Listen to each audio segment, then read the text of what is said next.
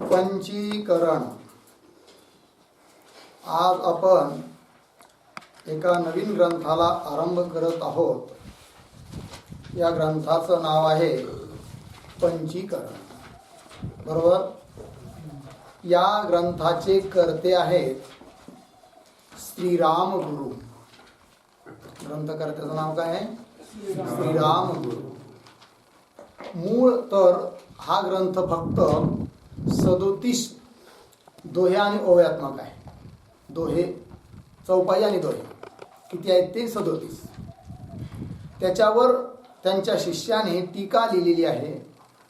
म्हणून त्या टीकेसहित आपल्यासमोर हा ग्रंथ उपलब्ध आहे, ज्याचं नाव आहे पंचीकरण.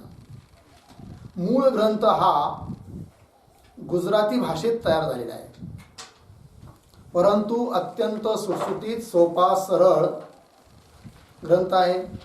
सर्वसामान्यांना देखील वेदांत प्रक्रिया कळण्याकरिता, स्वस्वरूपाचा बोध होण्याकरिता अत्यंत सोपा असा हा ग्रंथ असल्यामुळे त्या ग्रंथाचे अनेक भाषेमध्ये काय झालेले आहेत? भाषांतर झालेले आहेत. हिंदीत आहेत, अनेक भाषांत आहेत. तसं मराठीमध्ये सुद्धा एक विष्णू गणेश नेने म्हणून होऊन गेले. त्यांनी त्या मूळ गुजराती ग्रंथाचा मराठीमध्ये काय केला आहे? अनुवाद केला आहे. आणि तो ग्रंथ आपल्यासमोर उपलब्ध आहे, तर त्याचं आपण चिंतन करणार आहोत. बरोबर आहे. मराठीत आहे ग्रंथ हा आपल्यासमोर उपलब्ध असलेला अनुवाद म्हणून. आणि एक गोष्ट अजून ध्यानात ठेवायची अशी की एक पंचीकरण ग्रंथ संस्कृतमध्ये पण आहे. त्या ग्रंथाचे कर्ते आहे आद्य जगद्गुरु शंकराचार्यजी महाराज. छोटासा ग्रंथ आहे, एका पानाचा, 15-20 ओळ्या पंक्तींचा, परंतु फार महत्वाचा आहे. त्या ग्रंथावर आद्य जगद्गुरु शंकराचार्य विरचित संस्कृत ग्रंथ एक आहे, त्याचं नावही पंचीकरण आहे. त्या ग्रंथावर सुरेश्वराचार्यांनी पंचीकरण वार्तिक म्हणून काही श्लोक लिहिले आहेत. पुन्हा त्या सुरेश्वराचार्यांच्या वार्तिकावर एक नारायणेंद्र सरस्वती म्हणून आहेत, होऊन गेलेत. त्यांनी वार्तिका भरण लिहिलं आहे. मग त्या श्लोकाचं पुन्हा स्पष्टीकरण करण्यासाठी टीका स्वरूप त्याचं नाव आहे वार्तिका भरण. ठीक आहे. आणखीन मूळ जो शंकराचार्यांचा ग्रंथ आहे पंचीकरण संस्कृतमधला, त्याच्यावर आनंदगिरी महाराज होऊन गेले आहेत. की आनंदगिरींनी जवळजवळ शंकराचार्यांच्या पूर्ण प्रस्तावत्रयीवर काय लिहिलं आहे? टीका लिहिलेली आहे. आनंदगिरी टीका म्हणून अनेक ग्रंथावर आहे शंकराचार्यांच्या. तसं पंचीकरण ग्रंथावर सुद्धा त्यांनी एक ग्रंथ लिहिला, म्हणजे टीका लिहिली, त्याचं नाव आहे विवरण. सुरेश्वराचार्यांचं वार्तिक आणि यांनी काय लिहिलं आहे? त्या पंचीकरणाचं विवरण केलं आहे. कोणी? आनंदगिरी. आणि आनंदगिरी महाराजांनी जे विवरण केलं आहे त्याच्यावर पुन्हा एक श्रीरामतीर्थ होऊन गेले. त्यांनी तत्वचंद्रिका नावाची टीका लिहिली आहे की नाही. पण हे सारं कुठला सांगतोय मी? संस्कृत पंचीकरणाच्या बाबतीतली चिंतन आहे. ते सारे ग्रंथ आपल्याकडे उपलब्ध आहे. कधी योग आला तर त्याचा विचार करूया, तो भाग निराळा. पण माहिती करून देणं याच्यासाठी आवश्यक आहे की तो पंचीकरण ग्रंथ आणि हा पंचीकरण ग्रंथ, दोन्ही काय अंतर आहे?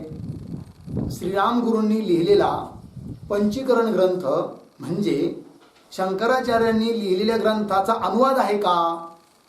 तर तसं काही नाही. यद्यपि वेदांताच्या प्रक्रियाच आहे याच्यातही, आणि त्याच्यातही वेदांत शास्त्राच्याच प्रक्रिया आहे, परंतु त्या मूळ ग्रंथाचा अनुवाद म्हणून हा ग्रंथ नाही आहे. अपितु श्रीराम गुरूंनी स्वतंत्र पंचीकरण नावाचा ग्रंथ लिहिला गुजराती भाषेत. त्याचा अनुवाद अनेक भाषेत आहे, तसा मराठीतही अनुवाद केला गेला, विष्णू नेने यांनी केला. आणि तो अनुवाद आपल्या महाराष्ट्रामध्ये गावोगावात म्हटलं तरी हरकत नाही, खूप लोक याचा चिंतन करतात, ज्यांना संस्कृत भाषा अजिबात येत नाही आहे की नाही. विचारसागर कळायलाही थोडा अवघड जातो. त्या विचारसागर ग्रंथाच्याही अगोदरची पायरी म्हणून म्हटलं तरी चालेल, पहिली स्टेप म्हणून म्हटलं तरी चालेल, असा असणारा हा ग्रंथ आहे. कोणता? पंचीकरण. खूप चालतो इकडं, परभणी, बीड, नांदेड, या लातूर ह्या भागात तर खूपच चालतो. आणि म्हणून आपल्यालाही सर्वांना या ग्रंथाच्या प्रक्रिया माहीत असाव्या. आपल्यालाही सर्व ठिकाणी नंतर पाठ घेता येऊ शकतात. बोध कसा, प्रक्रिया कशा मांडायच्या याचंही चिंतन लक्षात येऊ शकतं.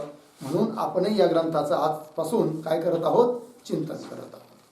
तर त्यामध्ये श्रीराम गुरु जे होऊन गेले की ज्यांनी पंचीकरण नावाचा स्वतंत्र ग्रंथ लिहिला गुजराती भाषेमध्ये, त्यांचं काय चरित्र आहे, जीवनी आहे, त्याचा आपण थोडासा काय करू, विचार करूया. नंतर पुढे ग्रंथाला आरंभ करू. तर श्रीराम गुरूंचा जन्म झाला हैदराबादला, दक्षिण हैदराबाद ज्याला आपण म्हणतो तिथं. कोणतं नगर? भाग्यनगर. आता नवीन त्याला भाग्यनगर कोणी कोणी म्हणताय. तर काही असो, हैदराबाद नाव प्रसिद्ध आहे, तिथं यांचा जन्म झाला. हे तसे पाहिले तर श्रीराम गुरु मूळ यजुर्वेदीय महाराष्ट्रीयन ब्राह्मण आहेत. ठीक आहे.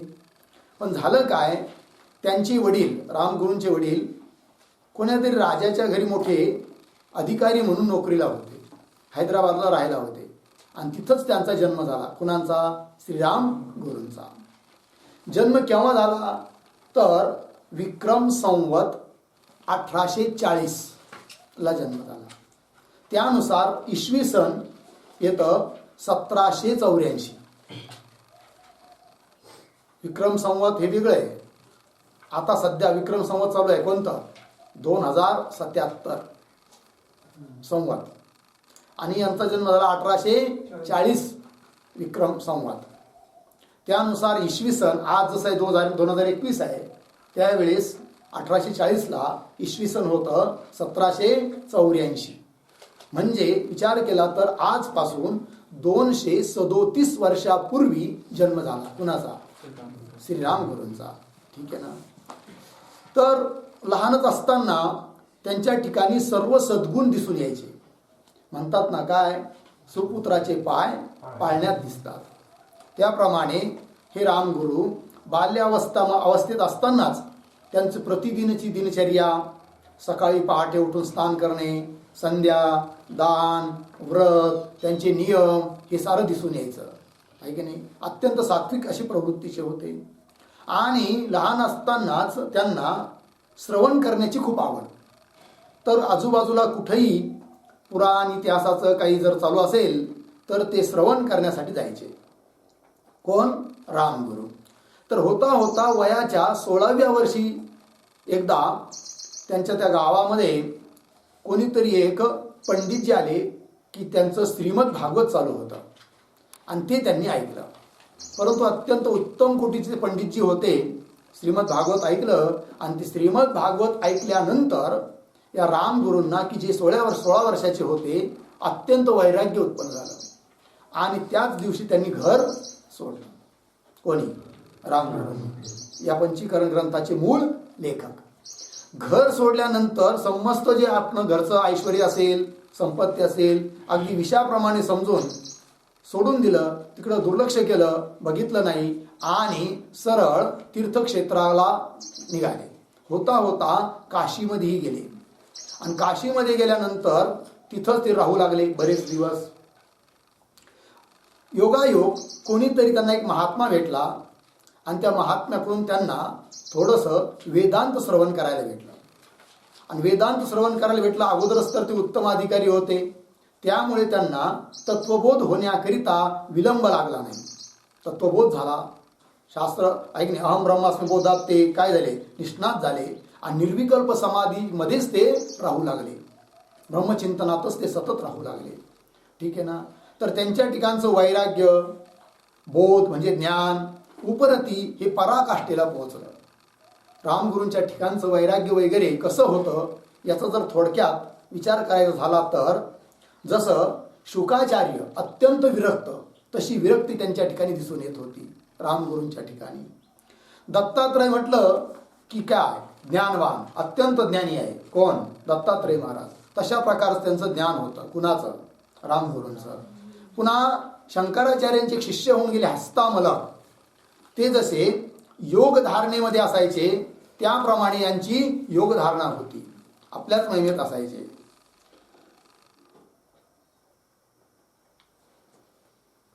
ठीक आहे. पुढं सनकादिकासारखी यांची उपरती होती. कुणाची? रामगुरूंची, आहे की नाही. त्यांच्याजवळ अत्यंत कमी सामान असायचं. काय बरं? कौपिन, कमंडलू, त्यांच्या जटा वाढलेल्या असायच्या, हीच त्यांची सामुग्री. याच्यापेक्षा अतिरिक्त वस्तूचा संग्रह ते करत नसत. त्यांचं कपाळ एक वीतभर असं चौडं मोठं होतं, म्हणे विस्तीर्ण होतं.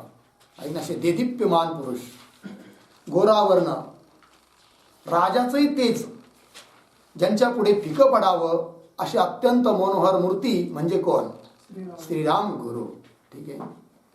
त्यांचा आहार विहार जर बघितला तर एक वेळेस फक्त ते थोडासा आहार घ्यायचे, 2 वेळेस जलपान करायचे, एक वेळेस शौचालयाला जायचं, दिवसातून 4 वेळेस लघवीला जायचं. असं शरीराला त्यांनी संस्कार लावून घेतले होते. याचा अर्थ आपणही असं ठरवलं की 4च वेळेस लघवीला जायचं असं करू नका. शरीराची काही वेग असतात, ते आवरायचे नसतात. परंतु त्यांच्या जीवनातल्या काय काय गोष्टी होत्या हे मी तुम्हाला सांगतोय. झोपायची किती? 1 प्रहर फक्त. 1 प्रहर म्हणजे किती?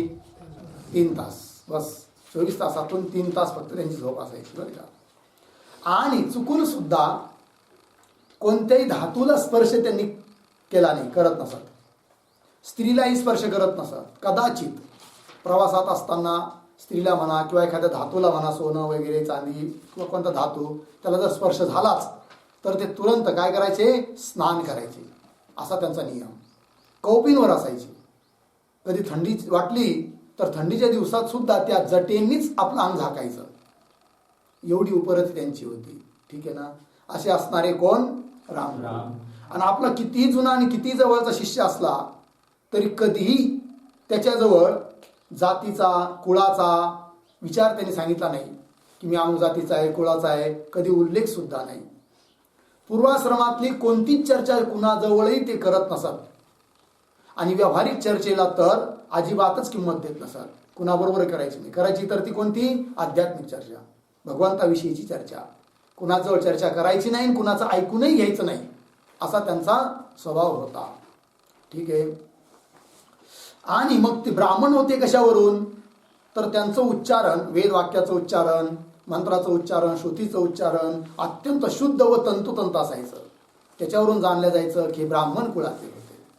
एकदा काय झालं तर त्यांच्या हैदराबादचा कोणीतरी एक ब्राह्मण त्यांना भेटायला आला आणि त्याच्याकडून बऱ्याच गोष्टी यांच्या बाबतीत लोकांनी जाणून घेतल्या. तेव्हा कळालं की कोण आहेत? ब्राह्मण आहेत, अशा अशा घरचे आहेत म्हणून. पण स्वतःच्या मुखाने त्यांनी कधीही काय वर्णन केलं नाही की मी असा आहे, मी तसा आहे म्हणून. ठीक आहे.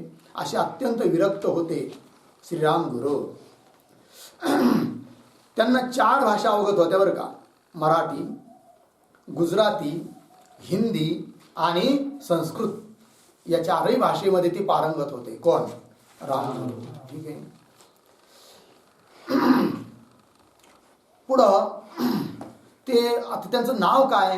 तर नावाविषयी बघा. कधीच त्यांनी माझं नाव हे आहे असं कोणाला सांगितलं नाही. त्यांचं कदाचित जन्म नाव किंवा आई वडिलांनी ठेवलेलं नाव वेगळंच असणार आहे.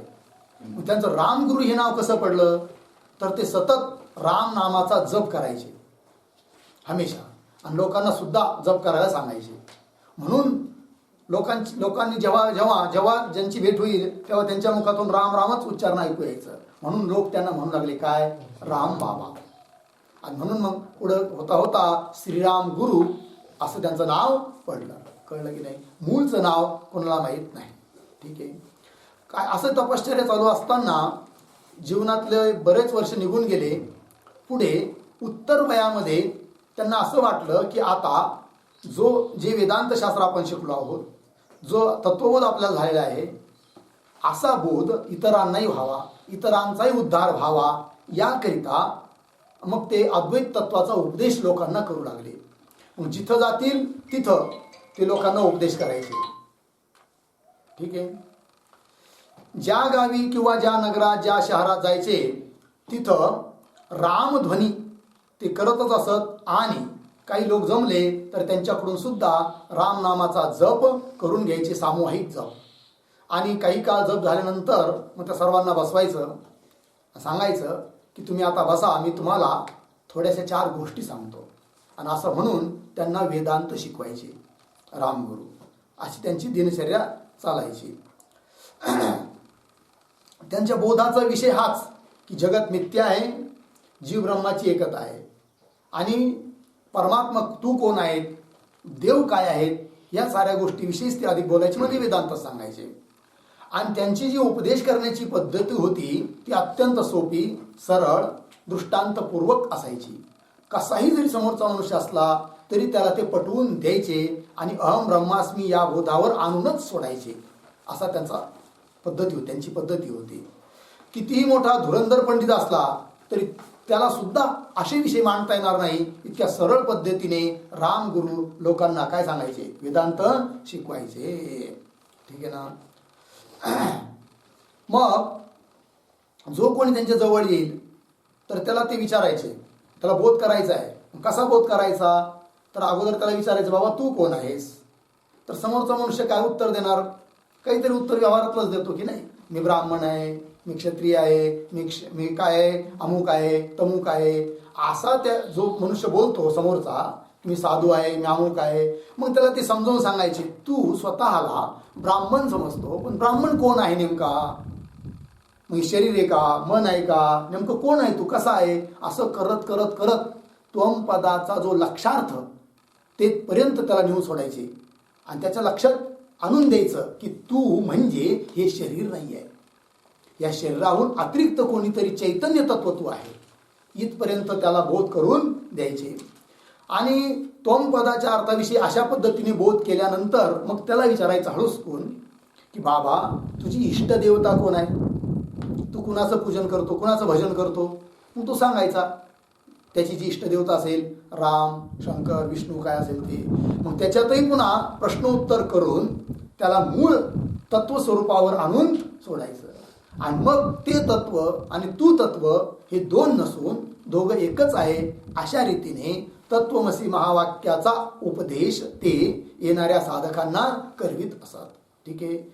असे त्यांचं चालू असायचं रामगुरूंचं. ठीक आहे.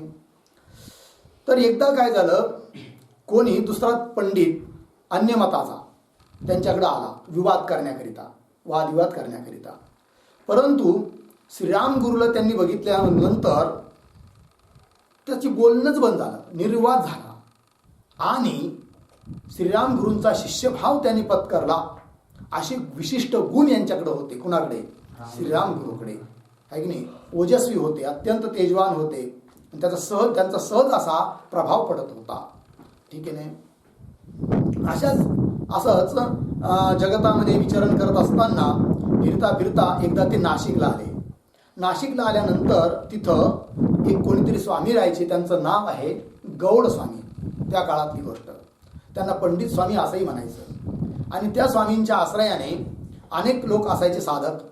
त्याच्यामध्ये विशेष करून नावाचा उल्लेख होतो राजाराम शास्त्री, रामायणाचार्य, पौराणिक लोक, असे अनेक लोक असायचे. त्या सर्वांना त्यांनी येऊन तिथं बोध केला. बरेच दिवस तिथं राहिले. आणि त्यामध्ये राजाराम शास्त्री हे तर अत्यंत उत्तम अधिकारी असल्यामुळे निर्विकल्प समाधीला पोहोचून शेवटी विदेह मोक्षाला सुद्धा प्राप्त झाले, असा उल्लेख त्यांच्या जीवनीमध्ये सापडतो. एक दिवस काय झालं, त्याच मठामध्ये असताना नाशिकला एक कोणीतरी नीच जातीचा मनुष्य, कारण त्यावेळेस त्या काळात शिवाशिव स्पर्शास्पर्श खूप मानल्या जायचं. जातीचा उच्च नीच हा भेद खूप होता. तर एक कोणीतरी नीच जातीचा पुरुष, परंतु साधूचे कपडे घालून, माळा घालून, कपाळावर तिलक धारण करून त्या मठात आला. आणि रामगुरूंनी बघितलं कोणीतरी काशाय वस्त्रधारी आहे आणि म्हणून चला आपणच त्यांना नमस्कार करूया, या दृष्टीने रामगुरू उठले त्याला नमस्कार करण्याकरिता. परंतु रामगुरूंचं तेच बघितल्यानंतर तो थक्क झाला. त्याने मना केलं की महाराजी तुम्ही असं काही नमस्कार करू नका. उलट त्यानेच मग रामगुरूंना काय केला, नमस्कार केला, साष्टांग दंडवत केला. पण घडलं काय, तिथं जे बाकीचे आणखीन लोक होते त्या मठामध्ये असलेले, त्यांनी तक्रार केली त्या मठ स्वामीकडं, गौड स्वामीकडं, ज्यांना पंडित स्वामी असंही म्हणायचे. काय सांगितलं म्हणे महाराजजी आपल्या मठात हे रामगुरू राहतात, त्यांना तुम्ही काय करा, प्रायश्चित्त घ्यायला सांगा. म्हणे का बरं? म्हणे प्रायश्चित्त याच्यासाठी घ्यायला सांगा की एक नीच कोणीतरी मनुष्य आला नीच जातीचा आणि त्यालाही प्रणाम करण्याकरिता हे उठले म्हणे, हे काय बरोबर आहे का? तेव्हा ते जे स्वामी होते तिथले ते सुद्धा अत्यंत विद्वान होते, ज्ञानी होते, अनुभवी होते. तेव्हा त्यांनी सांगितलं म्हणजे रामगुरू जे आहेत ते एक मोठे महात्मा आहे, निर्विकल्प अवस्थेला ते पोहोचलेले आहेत. त्यांना तर दंड किंवा काय प्रायश्चित्त घ्यायला लावणं ही तर फार दूरची गोष्ट आहे. पण अशा असणाऱ्या निर्विकल्प महात्माविषयी, निर्विकल्प समाधीला पोहोचलेल्या महात्म्याविषयी, जीवनमुक्त महात्म्याविषयी तुम्ही दोष पाहता तर खरं तर प्रायश्चित्त तुम्हीच घ्यायला पाहिजे, असं त्या गौड स्वामींनी त्या लोकांना सांगितलं. सांगायचं तात्पर्य याच्यातून हे की रामगुरूंची जी दृष्टी होती ती दोष दृष्टी नव्हती, सर्वांना भगवत स्वरूप पाहण्याची दृष्टी होती. त्यांना असं वाटलंच नाही की कोणी नीच आहे आणि कोणी उत्तम कुळातला आहे म्हणून. सर्वांनाच ते काय करायचे, आदर द्यायचे. आणि कोणी साधू वेशातला असला तर त्याला विशेष रूपाने ते आदर देतच होते. सर्वांना उपदेश करायचे आणि प्रत्येकाला मोक्ष स्वरूपापर्यंत पोहोचता यावं, ज्ञान प्राप्त व्हावं, प्रत्येकाचा उद्धार व्हावा याविषयी त्यांची अत्यंत काय असायची, तळमळ असायची रामगुरूंची. असंच एकदा भ्रमण करत करत ते रामगुरू महाराज कुठं पोचले, मुंबईला गेले. आणि मुंबईला गेल्यानंतर तिथेही त्यांना काही अधिकारी वर्ग भेटला, उत्तम जिज्ञासू भेटले. आणि त्यांच्या आग्रहामुळं 1 वर्षभर तिथं राहून त्यांनी जणू काय त्या मुंबईमध्ये ब्रह्मविद्येचं बीजच पेरलं. तिथेही लोकांना संस्कार दिले. त्यानंतर ते मग पुन्हा द्वारका, त्याच्यानंतर कच्छ देश, कच्छ देश म्हणजे द्वारकेचाच एक भाग, तिथं गेले. नंतर एक मांडवी म्हणून गाव आहे, नगर आहे, तिथं पोचले. ठीक आहे. तिथं नंतर त्या मांडवी नगरामध्ये एक रेवागिरींचा मठ आहे, तिथं निवास करू लागले. तिथं आणखीनही महात्मा होते, सुकलालगिरी, विश्वनाथगिरी, निर्भेराम, उमयाशंकर, व्यास महादेव, देवकृष्णजी, जयकृष्णजी, हरिदासजी, सोनीदामजी आदी करून अनेक तिथं साधक होते. त्यांनाही उपदेश दिला कोणी, श्रीराम गुरूंनी. ठीक आहे. मग तिथून ते एकदा भुजनगरला गेले. गुजरातमध्येच एक नगर आहे भुजनगर. तिथं फिरत फिरत तिथं गेले आणि तिथं सुद्धा अनेक नाही, मांडवीला असतानाच एकदा त्यांना अशी बातमी कानावर येईल की भुजनगरमध्ये कोणीतरी एक नवीनच मुलगा अत्यंत विरक्त अवस्थेत आहे म्हणून, असं ऐकायला भेटलं रामगुरूंना. आणि अशी ती वार्ता ऐकल्यानंतर अतिशय आनंद झाला. तर भुजनगरमध्ये एक श्री बापू म्हणून होते, अतिशय अल्पवयातच 17, 18 किंवा 20, 25 वर्षाचं वय असेल, परंतु अत्यंत विरक्त अवस्थेत ती बापू महाराज असायचे. हमेशा भजन करणे, मंदिरात जाणे, स्वतः भजन करणे, भजनाबरोबर नाचणे, इतरांकडून भजन करून घेणे, असं त्यांचं दिनचर्या होती. आणि ती गोष्ट कळाली कुणाला, रामगुरूंना. रामगुरूंनी मांडवीवरून एक पत्र लिहिलं आणि ते पाठवलं कुठं, या श्री बापूंना. आणि बापू महाराज जे होते ही घर सोडून अत्यंत विरक्त अवस्थेतच होते. मग कोणी संन्यासी भेटून त्या बापूंना सुद्धा कोणीतरी लाल काशाय वस्त्र आपण ज्याला म्हणतो ते दिले होते. आणि काशा वस्त्रामध्ये म्हणजे भगव्या वस्त्रामध्ये ते असायचे. आणि रामगुरूंचं आलेलं पत्र जेव्हा वाचलं श्री बापूंनी, तेव्हा त्यांनाही देखील अत्यंत आनंद वाटला. कारण ते सुद्धा कोणीतरी एक महापुरुष आपल्याला भेटावा अशा चिंतेतच होते. कोण, श्री बापू महाराज. आणि मग ते पत्र वाचल्यानंतर ते बापू महाराज मांडवीला गेले. मांडवीला गेल्यानंतर जेव्हा श्रीराम गुरु समोर जाण्याची वेळ आली, तेव्हा श्रीराम गुरूंनी बघितलं की कोणीतरी साधू लाल वस्त्रामध्ये म्हणजे भगव्या वस्त्रामध्ये आपल्याकडे येत आहे. म्हणून ते स्वतःच उठून त्याला नमस्कार करण्याकरिता उठले. माहीत नाही की बापूच आहे की कोण आहे म्हणून. परंतु बापू महाराजांनी तसंच मना केलं आणि त्यांनीच दंडवत केला रामगुरूंना. नंतर दोघांचा परिचय झाला आणि नंतर श्री बापू महाराज रामगुरूंचे शिष्य बनले. रामगुरूंनी त्या बापूंना सुद्धा उपदेश दिला. ठीक आहे. नंतर बापू महाराज जवळजवळ रामगुरूंच्या सानिध्यातच पुढं साथच जवळजवळ दोघं राहिले आहेत. ठीक आहे. एकदा काय झालं, खूप दिवस झाल्यानंतर बापू महाराजांचे जे आई वडील होते त्यांना सांभाळण करण्याकरिता कोण नव्हता आणि त्यांची वृद्धावस्था झालेली होती. आणि यांनी तर घर सोडलेलं होतं, दुसरा भाऊ वगैरे कोणी नाही. मग आता तर बाकीचे जे लोक होते, सत्संगी लोक, कोणीतरी आलं असेल त्यांच्या गावचं, तेव्हा त्यांनी सांगितलं रामगुरूंना, म्हणे महाराजजी तुमच्याजवळ हे जो शिष्य आहे, बापू ज्याला म्हणतात, तर त्याला त्यांच्या घरी आई वडील हे अत्यंत वृद्ध अवस्थेत आहे, त्यांना बघण्याकरता कोणी नाही, तर तुम्ही जर त्याला सोडलं काही दिवस तर बरं होईल. बापूंनी स्वतः कधीच तक्रार केली नाही की महाराजजी माझे आई वडील म्हातारे आहेत, मी एकुलता एक आहे, त्यांना सांभाळण्याकरता कोणी नाही. हे सर्व सोडून दिलं कुणावर? भगवंतावर. आणि जो भगवंतावर या साऱ्या गोष्टी सोडतो ना, भगवंत सर्व काही बघून घेतो, चिंता करायची गरज नाही आहे. पण बाकीच्या लोकांच्या आग्रहास्तव श्रीराम गुरूंनी आदेश केला. कुणाला? बापूंना, की अरे म्हणे तू जा, काही दिवस तुझ्या घरी राहा, आई वडिलांची सेवा कर आणि नंतर पुन्हा तू माझ्याकडे ये. आता गुरूंची आज्ञा म्हणून बापूंना जावं लागलं रामगुरूंना सोडून, आणि ते आपल्या स्वगावी गेले. पण तिथं सुद्धा त्यांना गुरु वाचून करमेना, म्हणून त्यांनी श्रीराम गुरूंच्या पादुका स्थापन केल्या आणि त्या रोज त्या पादुकांना श्रीराम गुरु समजून त्यांची पूजा करणे, भजन करणे, आई वडिलांची सेवा करणे, असा उपक्रम चालू झाला. कुणाचा? बापू महाराजांचा इकडं. ठीक आहे ना. नंतर श्रीराम गुरु मांडवीवरून एकदा भुजनगरला आले, आहे की नाही. आणि भुजनगरला आल्यानंतर तिथेही काही सत्संगी लोक भेटल्यामुळं ते सत्संग करू लागले आणि कीर्ती तोपर्यंत खूप पसरली होती रामगुरूंची. तर कोणीतरी एक राजा होता त्या भुजनगरामध्ये.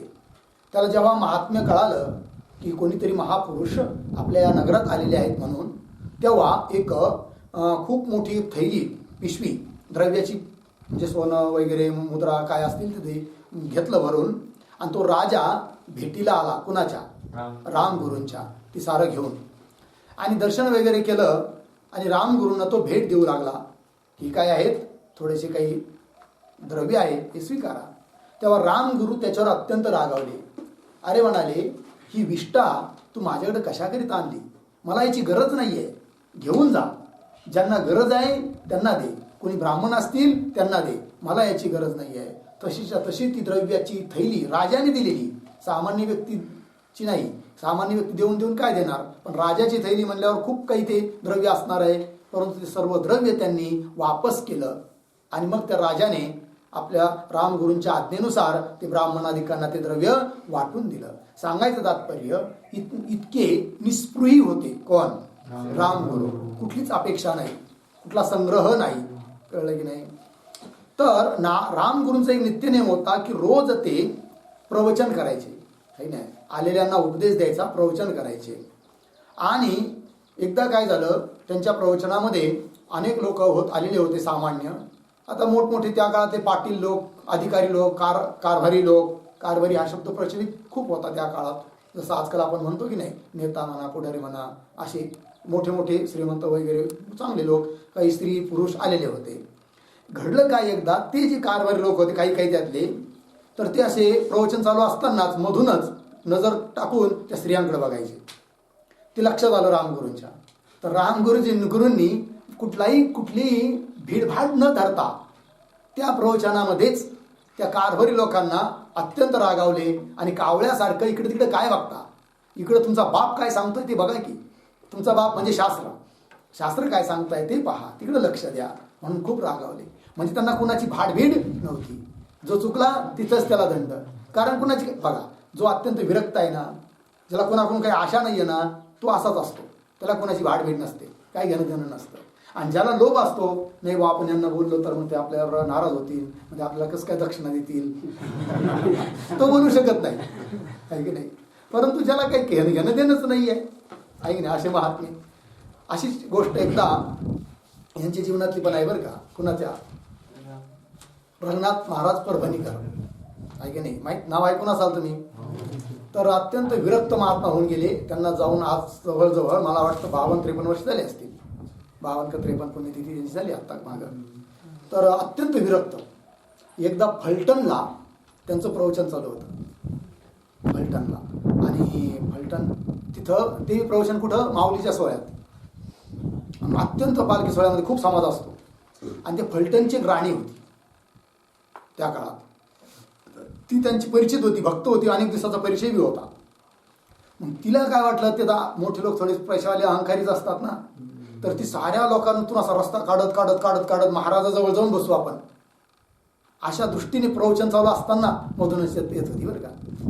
तर एवढ्या समाजात कुठली भाटबीट न ठेवता रंगनाथ महाराज परभणीकर महाराज काय म्हटले माहिती का? काय म्हटले आठवतं कोणाला? नाही, तुम्ही पाहिलंच नाही त्यांना, मी तरी कुठे पाहिलं. पण मोठे लोक सांगतात नाही की नाही. तर ज्यांनी पाहिलंय त्यांना, तर त्यांनी सांगितलं परभणीकरांनी, त्या म्हसाडीला सांगा तिथंच बैस, पुढं येऊ नको. ती जाडजूड होती थोडी.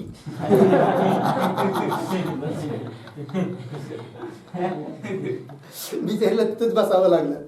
सांगायचं तात्पर्य काय? नाही भीड भाड तुका म्हणे साना थोर, अशी विरक्त महात्मी असं आहे. चला, तर असे आहे हे श्रीराम गुरु. एकदा आणखीन एक घटना अशी की एक श्रीनिवास ताताचार्य म्हणून होते, कोणी विद्वान, हा, ते विवाद करण्याकरिता आले श्रीराम गुरूंच्या जवळ, ठीक आहे ना. आणि श्रीराम गुरूंना जेव्हा कोणी सांगितलं कोणीतरी मोठे आचार्य येऊ राहिले बुवा, आणि अत्यंत नम्र स्वभावाचे, विरक्त असतो याचा अर्थ अहंकारी नसतो, ध्यानात ठेवा, आहे की नाही. विरक्त माणसं अहंकारी असतात असं नाही आहे, उलट त्यांच्या ठिकाणी अत्यंत नम्रता असते. नम्र झाला होता त्याने कोंडिले अनंता, नम्र असतात ते, कारण ज्ञान हे काय करतं, नम्रता देत असतं. अत्यंत नम्र होते ते. त्यांना जेव्हा कळलं की कोणीतरी मोठे आचार्य येत आहे आपल्याकडे, म्हणून उठून उभे राहिले त्यांना नमस्कार करण्याकरिता, आहे की नाही. परंतु तो जो येत होता ताताचार्यजी महाराज, ते यांच्याशी वादविवाद करण्याकरिता येत होते, कळलं की नाही. परंतु जेव्हा जवळ आले, बघितलं, तर रामगुरूंना बघितल्यानंतर अत्यंत प्रसन्न झाले ते श्रीनिवास ताताचार्यजी. आणि त्यांनी मग पुष्कळ चर्चा केली, परंतु वादविवाद करण्याचं विसरूनच गेले. असे गुण त्यांच्याकडे बघितले रामगुरूकडं. मग तो त्यांचा शिष्य बनला, कोण? श्रीनिवास ताताचार्य रामगुरूंचा. आणि एक त्यांनी वेदांत पर अष्टक तयार केलं, आणि ते अष्टक म्हणून दाखवलं, विद्वानच होते. आणि ते अष्टक मग अनेक लोकांनी सुद्धा नंतर पाठ केलं वेदांत विषय असा. एकदा काय झालं, श्रीराम गुरुजी महाराज अपरोक्षानुभूतीची कथा करत होते, अपरोक्षानुभव काय असतो म्हणून. आणि त्यामध्ये राजयोगाच्या रीतीनुसार निर्विकल्प समाधीचं प्रतिपादन करत होते. पण त्या समाधीचं प्रतिपादन करता करता त्यांना स्वतःलाच निर्विकल्प समाधी लागली. अर्धे डोळे उघडलेले, निर्विकल्प समाधीत गेलेले. प्रवचन तिथेच थांबलं. हळूहळू श्वासोश्वास चालू. पाहता पाहता लोकांना वाटलं काय झालंय, हळूहळू लोक उठून गेले. 8 दिवसपर्यंत समाधी अवस्थित होते. नंतर लोकांनी त्या आसनावरून उठून त्यांना असं गादीवर लेटवलं, परंतु त्यांची समाधी मात्र मोडली नाही 8 दिवसपर्यंत. नंतर लोकात चर्चा सुरू झाली 8 दिवसानंतर की बहुतेक आता रामगुरूंचा अवतार संपला असावा, कारण उठायलाच तयार नाही, काय भानगड आहे बा. आणि मग 8 दिवस झाल्यानंतर काही लोकांना संशय यायचा, काय बा, काय खरं काय म्हणून लोक काय करत, काही त्यांच्या डोळ्यासमोर असे हात फिरवायचे, बोटं त्यांना दिसतं का, किंवा काही आपण्या वगैरे हातात का, काय चालू आहे म्हणून. परंतु काही परिणाम होत नव्हता. नंतर बापू महाराजांनी काय केलं, मग तिथं येऊन श्री गुरु स्तोत्राचा पाठ केला, आहे की नाही. त्यातला एक श्लोक इथं उपलब्ध आहे, श्री गुरु ब्रह्मतनुम नवमी नररूपम यदाश्रिता न पतंती भूयो भवकुपम हे इत्यादी अशा गुरुस्थितीचा पाठ केला. आणि नंतर हळूच दीर्घ श्वास सोडून, त्याच्यातनं हे बघायचा प्रयत्न करू नका, तुम्हाला नाही सापडणार. तर नंतर दीर्घ श्वास सोडून श्रीराम गुरु त्या समाधीतून बाहेर आले. आणि बाहेर आल्यानंतर म्हणायला लागले, अरे बोल. म्हणजे काय, तर त्यांची पद्धत होती प्रवचन करण्याची, काय की आल्या ते प्रवचन सुरू करत नसायचे. ऐकणाऱ्या जे येतात ना त्यांना म्हणायचे, काल काय झालं सांगा अगोदर, तुम्ही काल काय ऐकलं, म्हणजे अनुवाद. आणि कालचा अनुवाद ऐकल्यानंतर मग पुढं सांगायचे. मग जर समाधीतून बाहेर आले लगेच म्हणायला लागले, बोला काल काय झालं. तेव्हा बापू महाराज म्हणाले, महाराजजी कालची काय गोष्ट करता, 8 दिवस होऊन गेले, तुम्ही समाधीत होता. बरं, मग 8 दिवसापूर्वीचं सांग. मग 8 दिवसापूर्वीचा जो विषय झाला होता तो सांगितला. नंतर पुन्हा त्यांनी पुढं मग तसंच प्रवचन केलं. लागलं. चला, एकदा काय झालं त्यांच्या जीवनात एक घटना.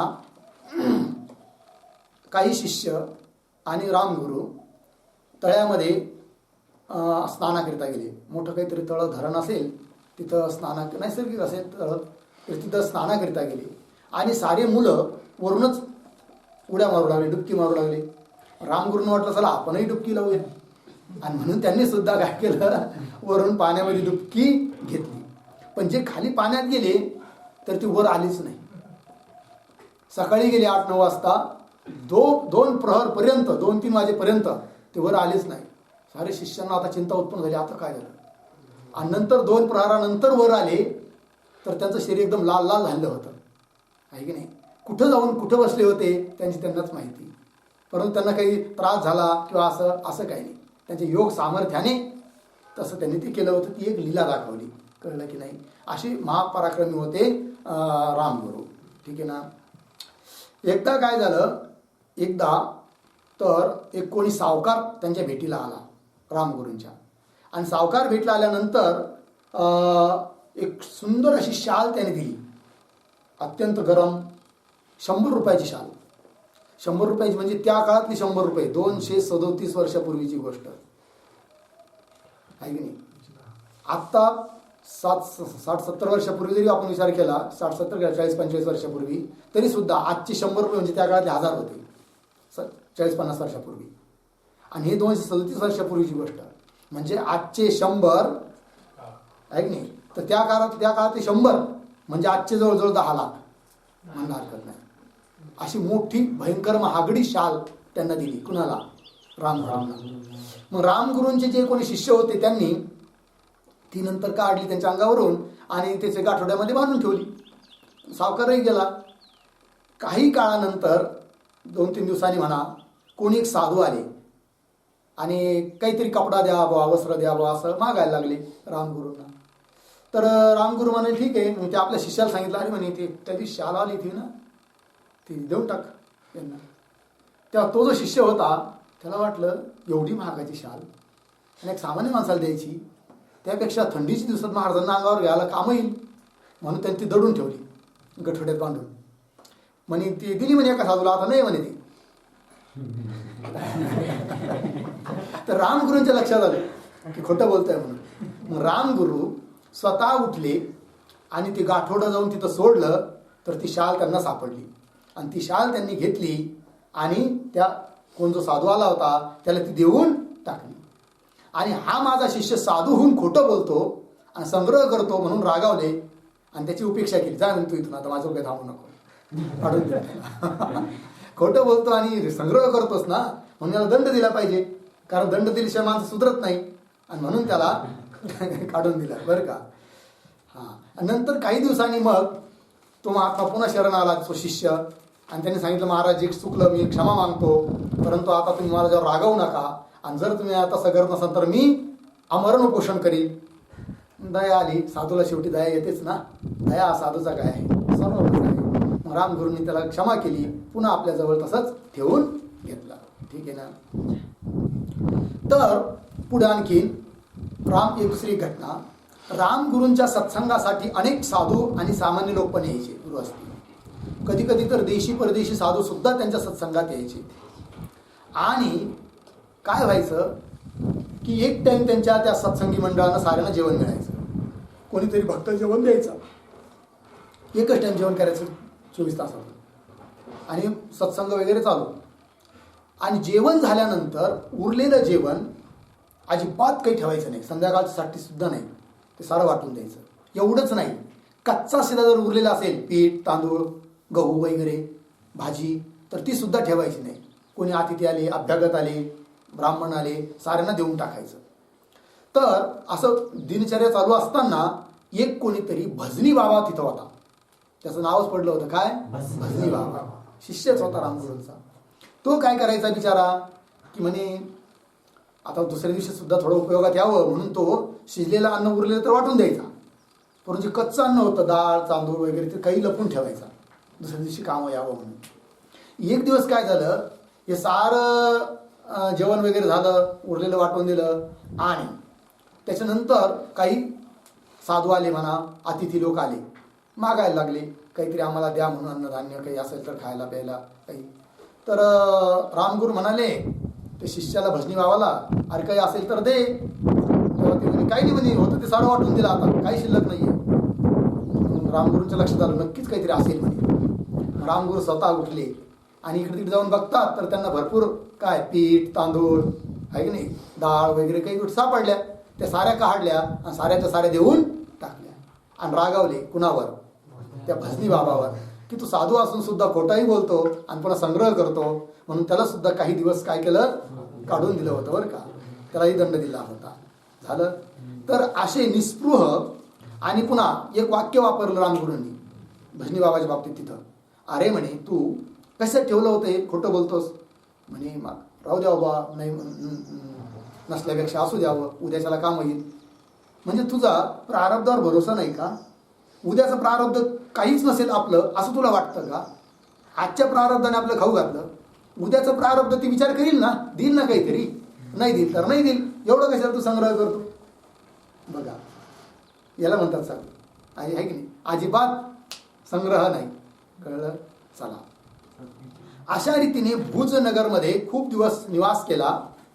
तिथं जयकृष्णजी, सुंदरजी व्यास, वल्लभजी महाराज, मुरारी महाराज, अर्जुन शेठ, लक्ष्मीदास कारभारी असे अनेक अधिकारी तिथं भेटले. त्यांनाही त्यांनी बोध केला रामगुरूंनी. आणि त्याच्यानंतर मग ते आता गावोगाव हिंडायला लागले. कोण? रामगुरू. प्रत्येक गावाला जायचं, 8 दिवस 10 दिवस राहायचं, तिथं भजन करायचं, तिथल्या लोकांना उपदेश करायचा, अशी त्यांची दिनचर्या चालू झाली.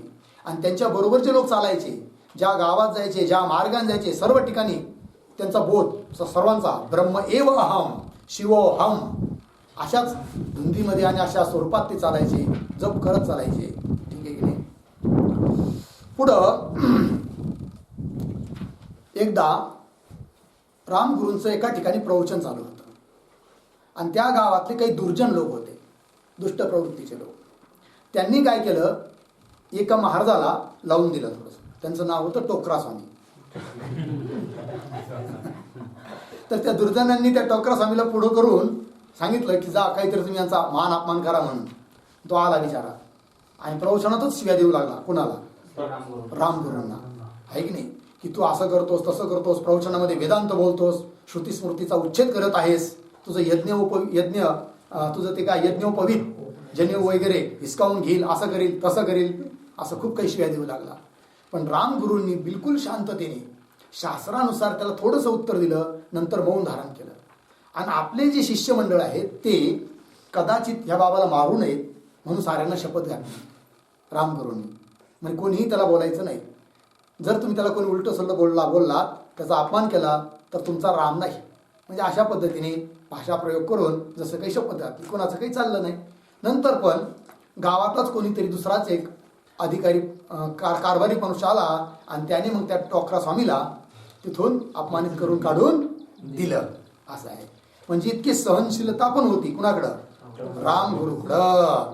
नंतर काही काळाने 2-5 दिवसाने पश्चाताप झाला त्या टोकरा स्वामीला. अरे रे, आपण फार मोठी चूक केली, फार एका मोठ्या महात्म्याचा आपण अपमान केला, बोललो. पुन्हा तो शरण आला आणि श्रीराम गुरूंचा शिष्य बनला. ठीक आहे ना. अशी प्रतापी आणि ज्ञानी विरक्त निस्पृह व्यक्तिमत्व होतं. कुणाचं? श्रीराम स्वामींचं. एकदा सुदामपुरीलाच म्हणतात पोरबंदर, गुजरातमध्ये प्रसिद्ध आहे. सुदामपुरी म्हणतात, पोरबंदर म्हणतात. तिथं एकदा गेले. कोण? श्रीराम स्वामी, श्रीराम महाराज, श्रीराम गुरु. तिथं त्यांचे एक शिष्य होते, त्यांचं नाव होतं सुकलालगिरी. हा, त्यांच्याकडे जाऊन म्हणाले, अरे तू आता माझ्याकडून विद्या शिकला, परंतु मला विद्येची दक्षिणा म्हणून काय देणार? तेव्हा ते सुकलालगिरी म्हणाले, महाराजजी, जी तुम्ही आज्ञा कराल सांगा, तर तुम्हाला काय पाहिजे मी द्यायला तयार आहे. तेव्हा श्रीराम गुरु म्हणाले, मला काही नको. तर मांडवीला आम्ही अनेक दिवस राहिलो. तर तिथं कोणीतरी पंडित म्हणा, साधू म्हणा, त्याची व्यवस्था करून हमेशा तिथं वेदांत शास्त्राचं श्रवण चालावं अशी काहीतरी व्यवस्था कर असं श्रीराम गुरूंनी श्री सुखलालगिरीनं सांगितलं. आणि मग त्यानुसार सुखलालगिरींनी तशी व्यवस्था केली आणि म्हणतात की आतापर्यंत देखील तिथं वेदांताचं अध्ययन अध्यापन चालतं, असं प्रवचन वगैरे चालतं असं ऐकून आहे. कधी योग आला तर आपण जाऊन बघूया तिथंही मांडवीला. ठीक आहे, चला.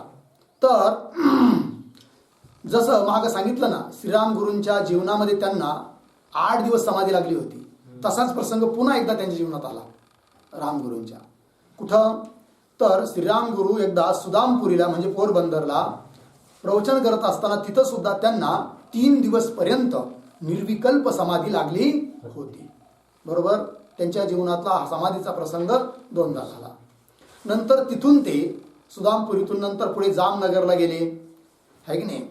नंतर पुन्हा तिथून पुन्हा मांडवीला गेले आणि मांडवीमध्ये जाऊन मग तिथं गुजराती भाषेत ग्रंथ लिहिला. त्याचं नाव आहे पंचीकरण.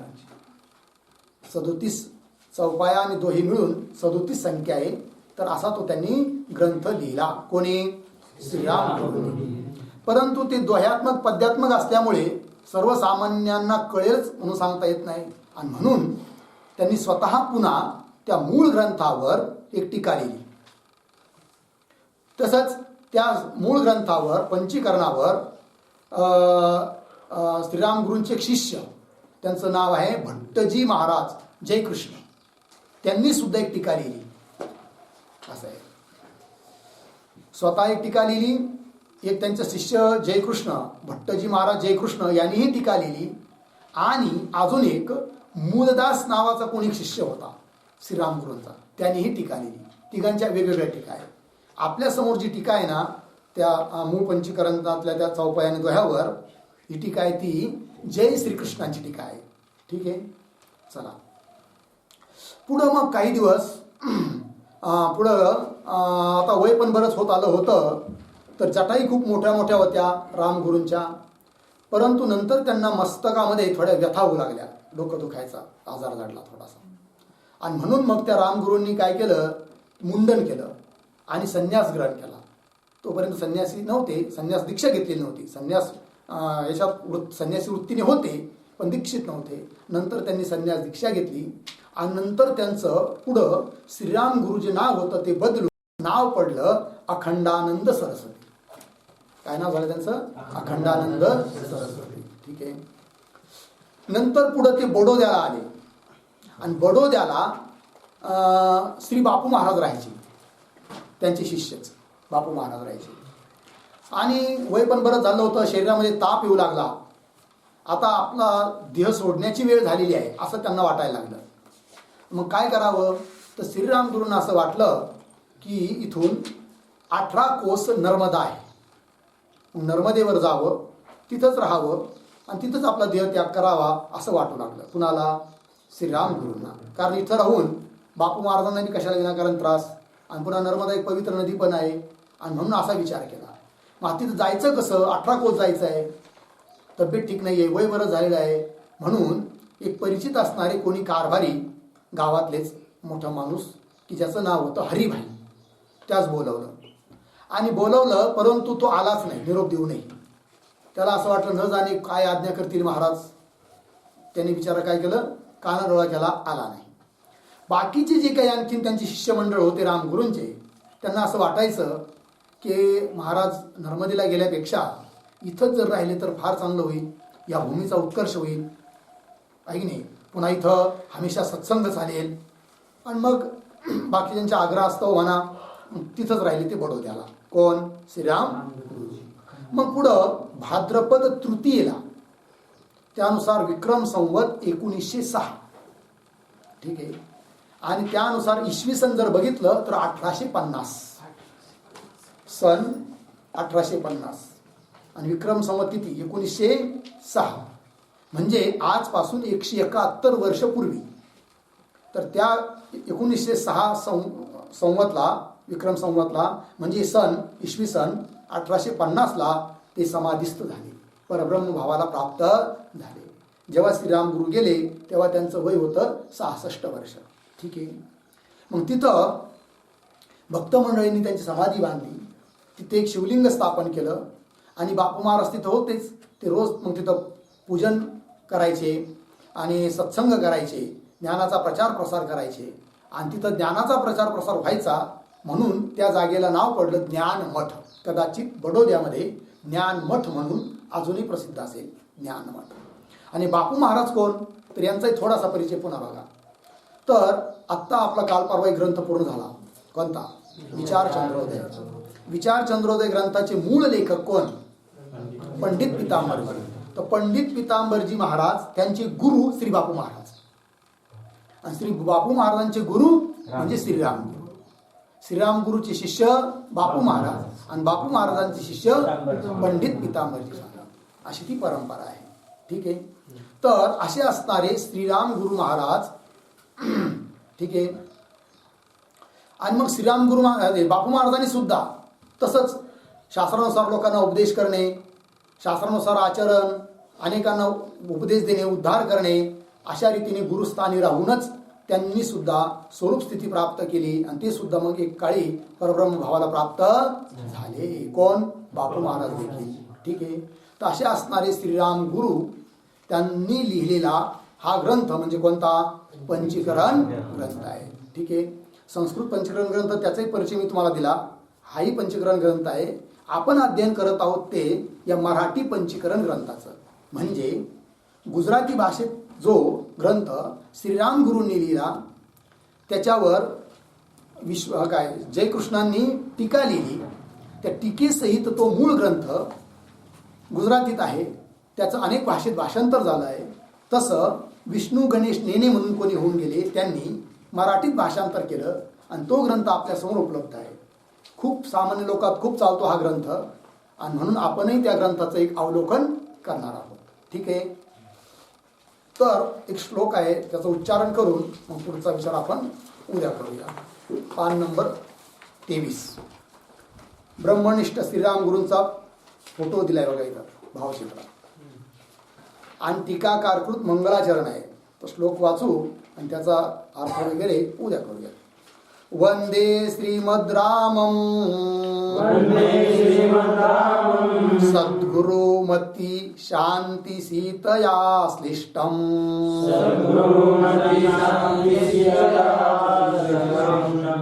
कामादि राक्षसारी भवजलधौ तत्त्वबोध सेतुकरम्.